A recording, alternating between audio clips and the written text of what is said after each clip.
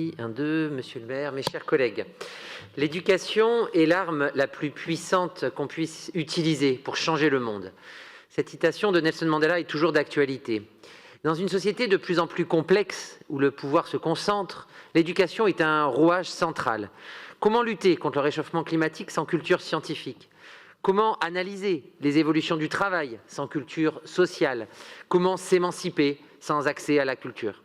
Bref, vous l'aurez compris, l'éducation est pour moi une pièce maîtresse de l'émancipation individuelle et collective. La communication qui nous est donnée brosse un panorama des diverses actions de la ville. Nous en saluons l'essentiel, même si nous pouvons avoir des bémols parfois, voire des oppositions. Mais parlons tout d'abord du contexte.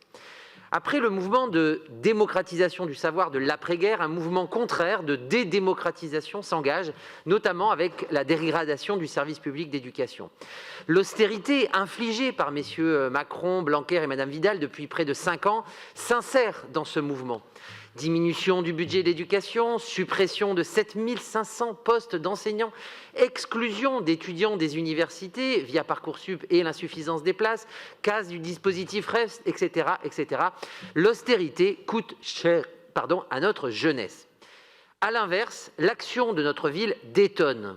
Paris investit sur l'avenir de ses jeunes, de la crèche aux écoles, collèges, lycées et universités.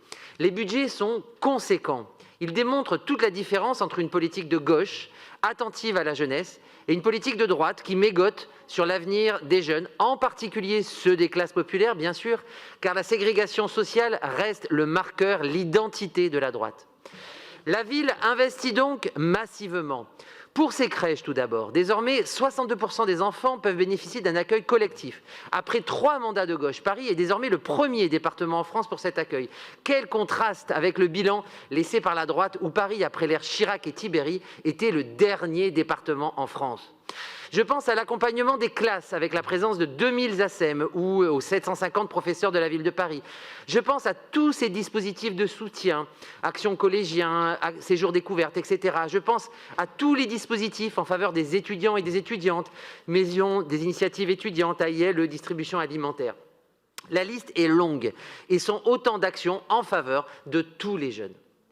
Laissez-moi désormais en venir à quelques points de différence. Vous le savez, nous sommes attachés à une éducation nationale, pas municipale. Nous faisons le distinguo très net entre ce qui relève du scolaire d'un côté et le péri-extrascolaire de l'autre.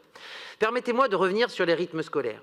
Les chronobiologistes, en fait, contrairement à ce qui est écrit, divergent sur le sujet. Ils font la différence notamment entre la maternelle et l'élémentaire, ce que nous ne faisons nullement. Et les enseignants en font une évaluation pour le moins critique.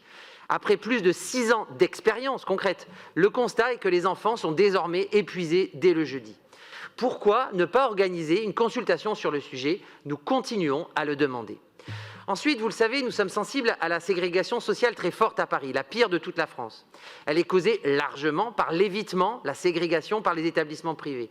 Nous voulons prendre le problème à la hauteur de l'enjeu. Nous avions fait adopter le principe d'une modulation des dotations éducatives en 2019 et le dispositif s'est concrétisé lors du dernier conseil. Mais nous avons aussi voté en 2020, en décembre, une augmentation des dotations de fonctionnement du privé, annulant en partie les effets de la première mesure. Nous voudrons revenir à l'avenir sur ce point. Et enfin, sur les capteurs de CO2 visant à lutter contre le Covid, la communication se félicite de la commande enfin de 2400 capteurs. Mais alors que nous alertions en septembre de l'an dernier déjà sur l'urgence de les commander pour septembre 2021, nous constatons que ces capteurs ne sont toujours pas là alors que la 5e vague arrive.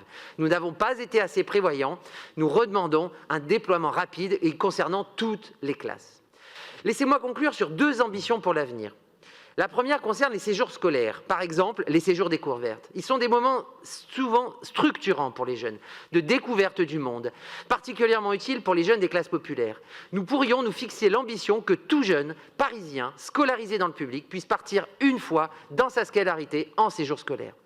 Deuxième ambition, développer l'accueil de tous les collégiens hors du temps scolaire. Sur le modèle du périscolaire des écoles, nous pourrions développer un péricollège qui permettrait aux jeunes d'être accompagnés tout au long de leur journée par des adultes pour les aider ou leur faire découvrir de nouveaux savoirs ou de nouvelles activités. Nous saluons donc les actions de notre ville et continuons à militer pour aller plus loin, car une éducation de qualité pour tous les enfants est essentielle pour une société du partage et du vivre ensemble. Je vous remercie.